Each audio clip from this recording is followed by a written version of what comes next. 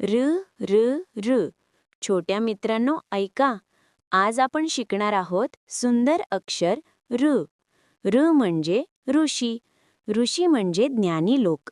ते ध्यान करतात आणि चांगल्या गोष्टी शिकवतात. ऋ म्हणजे ऋतुचक्र.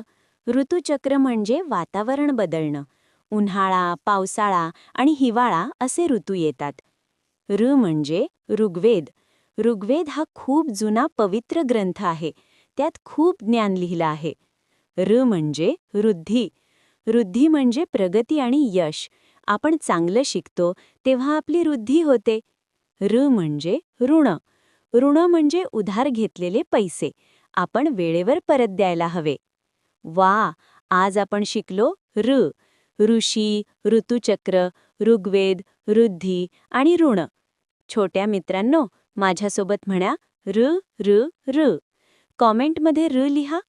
आणि आई बाबा, तुमच्या बाळासाठी अशाच लर्निंग व्हिडिओजसाठी चॅनलला सबस्क्राईब करा. रोज नवीन अक्षर शिकूया. मजेत.